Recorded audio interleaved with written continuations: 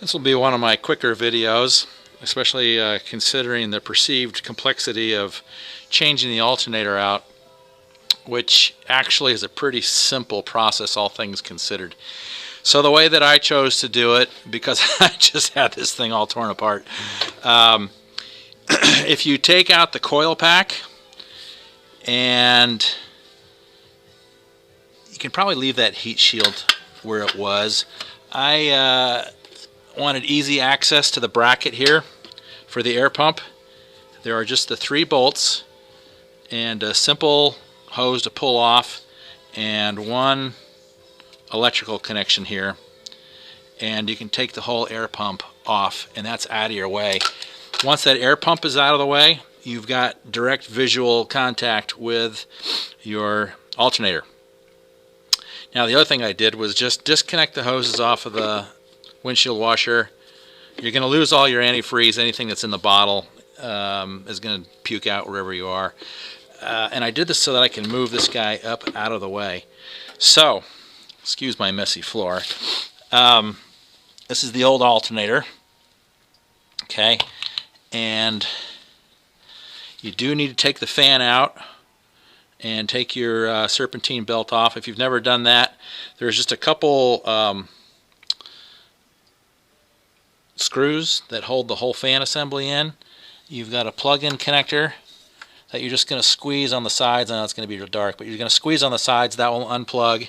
You're going to have to undo the transmission cooling line, just the one here, 19 millimeter. Crack that loose. You're going to get a few drips of fluid out, but no big deal there. And then the fan has got like a rubber pinch. So you've got a gap, you got a bracket down here, and you got a rubber. So it's stick, but it's just the 2 bolts really that hold that fan in. You can pull the fan out. You've got a 17 millimeter on this pulley here, which is your belt tensioner. Crank down on that, and you can move it just far enough. You can slide the belt off. I did it off the ABC pump, just to slide the belt off, and you've got access. So once that alternator, you can tell here you've got 6 bolts, okay, that are holding the alternator into this whole housing. This is a water-cooled alternator, and it's heavy, but basically you've got water that's going to flush in from behind here, go around. You do have an O-ring, so this whole thing is sealed, theoretically. I've never had mine leak at all from there. I had to go look on YouTube for how to do this, and some guy had like the whole car torn apart, and it's like, no, there's got to be a better way. So this is the better way. If that's made sense so far, what I've done, I really just took out the air pump, pulled the coil pack out of the way, loosened these guys, and I should be able just to pick this guy up. There was only 2. You've got your main, I'm going to take this off now,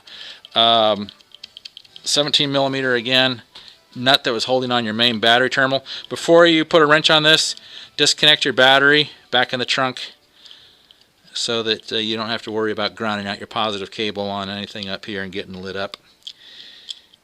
And then just the one connector again, it squeezes from both sides to release that.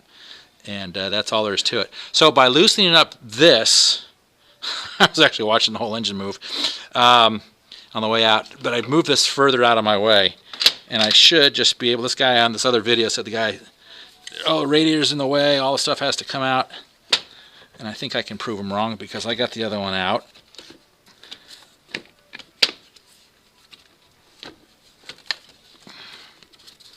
I'm trying to avoid dropping this. Negotiate the hazards.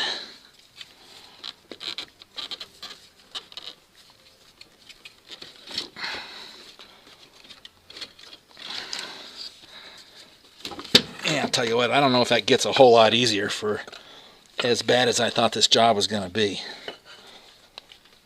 And I'm resting on some hydraulic hoses down here. And I want to make sure we get this turned the right way. Boom, and it goes. And I think those we're about there. There we go. That's how it was lined up. Okay, so I'm going to put the 6 screws back in. Done. I'm going to put the serpentine belt back on. Done. I'm going to hook up my power. I'm going to take the other plug in, which is basically the regulator line, plug that in. I took this hose off. This guy here was feeding out of the overflow bottle. I didn't need to do that. You could have left that on and the radiator is just going to puke out the back of this thing when you pull the alternator out. To get that alternator out, all I did was 2 hands on it, really. I just supported the middle of it on the pulley shaft and just pulled it out. Piece of cake. So to put it back in, the 6 bolts, like I said, the belt, the 2 cables.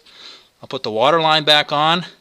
I'll take the 3 bolts holding the air pump on, plug it in, put the heat shield back on, drop the coil pack back in. This is just one nut that holds these 2 guys in there, and you're done. Piece of cake. So alternator installation made easy. Hope that makes sense.